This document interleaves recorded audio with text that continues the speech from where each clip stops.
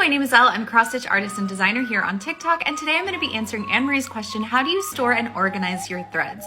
So I do have a few different sort of storage and organizational methods that I use to store all of my floss, so let me tell you about them. So these are the boxes that I keep the majority of my floss organized into. They are all organized by number order. These are the lower numbers and these are the higher numbers. Basically, I ran out of space in this big one and had to use a little one as well. But if we open it up, I have taken this 12 by 12 scrapbooking box, and these are literally just pieces of cardboard that I cut from like an old granola box container and separated these all into rows. These skeins that you see on top are duplicates of colors that I have in the rows beneath them, so each one goes in the appropriate row. And basically, whenever I go to the store, I look through here and I look for floss that is starting to run low, and I buy extra skeins of just those colors. That way I can just replace them right away. And also, because I have these on top, I can double check and make sure I don't already have duplicate skeins before I go and buy more. So I keep all of my floss on bobbins with little stickers that tell me what number the DMC floss is.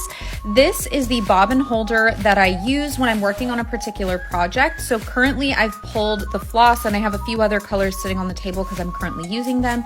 But this is for a particular project. This color palette is for the ghastly that I've been working on during the live streams.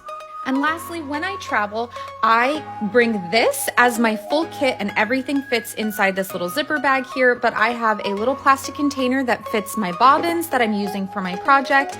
This little Pokemon tin carries all of my extra stuff like scissors, needles, a little container to store my little floss bits so I don't have to try and find a trash can everywhere I go. It will hold whatever project I'm working on, as well as the patterns for the project that I'm working on. And all of that fits really, really nicely into this little zipper bag that I made. There are a ton of different ways to store and organize your floss. This is just what happens to work for me.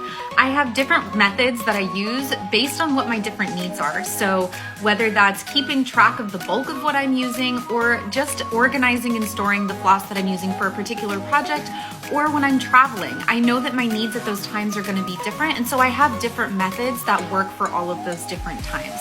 I hope that that helps, and if you have any more questions, you can always feel free to drop them into the comments. That's what I'm here for. I love helping you guys learn, and as always, happy stitching.